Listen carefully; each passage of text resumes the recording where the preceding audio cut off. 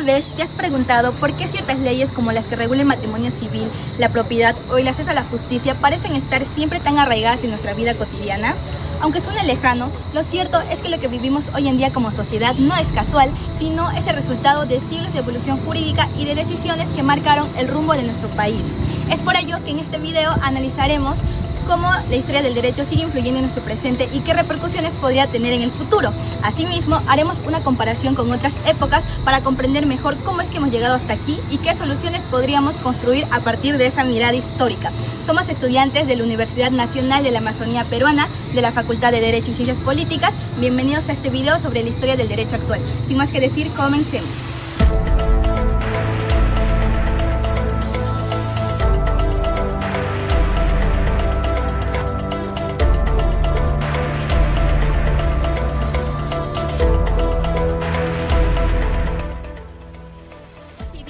Bajo un marco legal moderno, con una constitución y un sistema de justicia formal, pero ¿realmente responde a las necesidades del pueblo? Muchos piensan que la ley solo protege más a los poderosos que a los ciudadanos comunes, y eso tiene raíces históricas. Durante los siglos, el derecho fue una herramienta de control, no de inclusión. La exclusión de los pueblos indígenas, por ejemplo, no pueden ser económicas, sino también han sido jurídicas. Aún, muchas comunidades siguen sin acceso real a la justicia. En el mundo prehispánico no existían leyes escritas, pero sí un sistema normativo muy consolidado, que se basaba en los valores de la reciprocidad, la solidaridad y el respeto a la comunidad, con los principios como el AINE, la ayuda mutua, y la minca, el trabajo colectivo, que no solo eran costumbres, sino verdaderas normas sociales. La justicia tuvo un fin reparador, no punitivo. Lo importante era reparar el daño y restaurar el orden interno de la comunidad. Pero con la llegada de los españoles en el siglo XVI, todo cambió.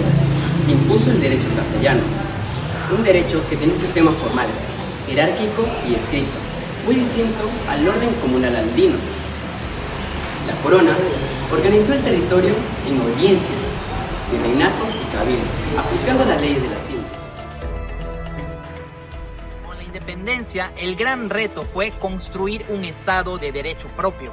El siglo XIX fue una época de inestabilidad política, con constantes cambios de gobierno y sucesión de constituciones.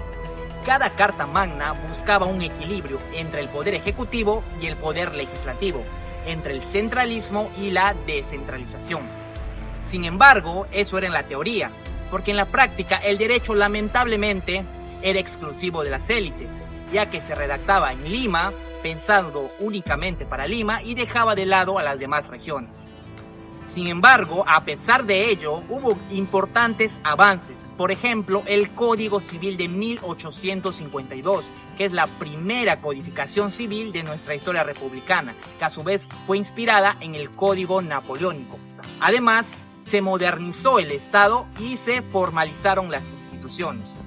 Pese a ello también, el país seguía fragmentado, ya que el derecho únicamente era exclusivo de unas élites y dejaba de lado la gran cantidad, la biodiversidad sociocultural de nuestro Perú. Todo lo mencionado anteriormente constituye el nacimiento del derecho republicano. Retrocedamos nuevamente al siglo XIX, donde se promulgaron numerosas constituciones como la de 1823, la de 1828, la de 1839, la de 1860, y un constante cambio para estabilizar nuestro país. El derecho peruano se inspiró en constituciones europeas como la de Francia, con los códigos civiles y penales. Sin embargo, en la realidad, estas leyes fueron hechas por y para las élites, mientras que el pueblo fue dejado atrás sin acceso ni representación sobre ellos. El Código Civil de 1852 fue un hito que modernizó normas sobre contratos, propiedad y familia. Inspirado en el Código Napoleónico, buscó modernizar al país mediante principios de igualdad ante la ley. Sin embargo, más que una igualdad real, fue meramente formal, ya que la distancia entre Lima y otras regiones, entre ricos y pobres, seguía siendo enorme. Por lo tanto, el derecho, aunque moderno en apariencia, seguía sin responder las distintas diversidades que existían dentro del país. Durante el siglo siglo XX, el derecho peruano vivió notables cambios y transformaciones. El Estado peruano empezó a invertir en áreas sociales, laborales y económicas. Por ejemplo, en la década de los 60 y 70, la reforma agraria buscó romper o reducir los siglos de desigualdad que existieron con respecto a la propiedad. Se promulgó la Constitución de 1979 de carácter democrático, reconoció los derechos fundamentales y la separación de poderes. Sin embargo, la inestabilidad política, social, económica y sobre todo la corrupción no permitieron el avance del Perú como nación.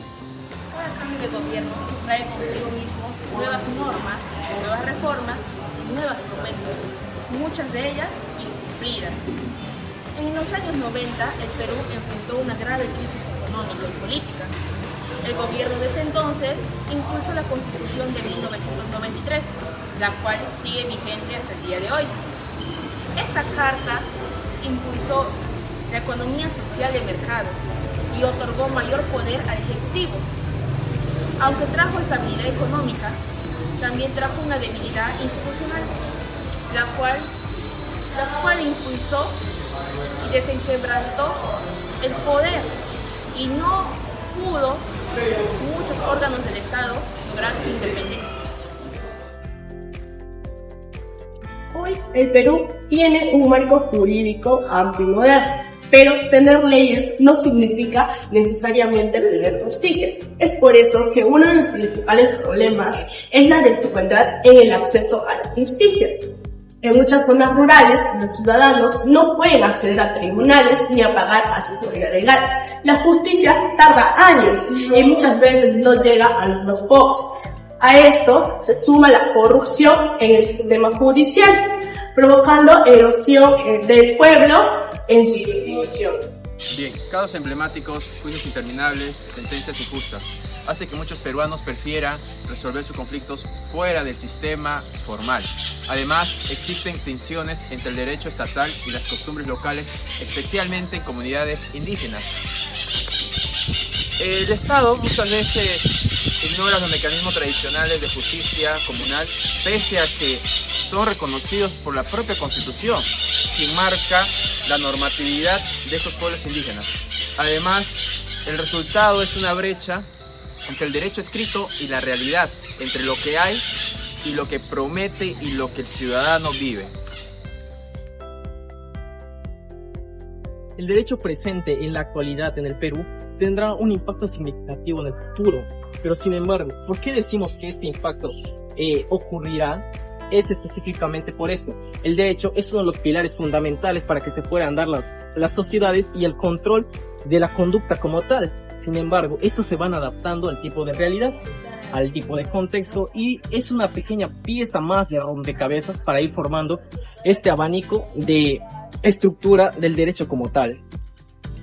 ¿Por qué es importante mantener un sistema de derecho firme, limpio y transparente en la sociedad? Específicamente por eso. Porque el derecho, al ser uno de los pilares fundamentales que rigen las sociedades humanas, es fundamental que este siempre se mantenga a la margen de todos. ¿Qué quiero decir con ello? Que siempre exista justicia para todos, incluso los que no tienen el alcance suficiente para esta misma. ¿Por qué es importante hacer un cambio y incentivar a reformar el sistema legal que tenemos actualmente para así evitar problemas como la impunidad y la corrupción que se acrecentan a esta deficiencia en el sistema de justicia presentes en el Perú? Es por esta razón que consideramos que es importante impulsar a nuevos cambios en esta reforma para así garantizar el bienestar común de la sociedad. Esto afectará directamente la economía porque ningún país puede desarrollarse si las reglas del juego no están claras ni son justas. También habrá repercusiones en la educación, en la ética social, ya que un país donde la ley no se respeta puede llegar a normalizar la injusticia, lo que afecta las futuras generaciones. Los jóvenes dejan de ver al derecho como un camino hacia el bien común y esto es peligroso para una sociedad democrática. Pero al mismo tiempo, si logramos fortalecer el sistema legal, el derecho puede convertirse en una herramienta hacia un cambio positivo. Un Perú con leyes justas, jueces honestos y ciudadanos conscientes podrán construir una democracia mucho más sólida, una economía estable y una cultura hacia el respeto mutuo. Por eso, las repercusiones futuras dependen de lo que hagamos hoy. Si seguimos tolerando la injusticia, heredaremos desconfianza, pero si apostamos por un derecho ético, transparente y accesible, estaremos construyendo un futuro con verdadera justicia social para todos. Justicia no es accesible ni equitativa, las personas dejan de creer en el Estado. El derecho, que debería proteger a las personas, viene siendo un recurso muy inaccesible, es decir, un recurso muy lejano de estas personas. Además, la falta de claridad legal afecta gravemente a la economía, porque sin seguridad jurídica no existirán las inversiones ni la estabilidad social. Para poder mejorar tanto el derecho como la justicia, es necesario establecer diversas propuestas de educación cívica y legal, puesto que los profesores deben enseñar a sus alumnos los valores de las leyes, los derechos y los deberes del ciudadano. Como propuesta número 2 tenemos la reforma del sistema judicial. Tanto jueces como fiscales deben ser elegidos por méritos propios, es decir, por un proceso de transparencia. Propuesta número 3 es el respeto de la diversidad cultural, puesto que se debe reconocer a los sistemas de justicias comunales. Todas estas propuestas ayudan a enaltecer la justicia, además traerían de vuelta la confianza entre las instituciones. La historia del derecho en el Perú es en el fondo la historia de nuestra búsqueda por la justicia. Desde las comunidades andinas hasta las ciudades modernas, el desafío ha sido siempre el mismo: construir un país en donde la ley sirva al pueblo y no al revés. El futuro del Perú dependerá de nuestra capacidad de unir el derecho con la justicia, la norma con la ética y la letra con la realidad. Solo de esta manera podremos dejar atrás siglos de desigualdad y avanzar hacia un Estado verdaderamente justo, democrático y humano.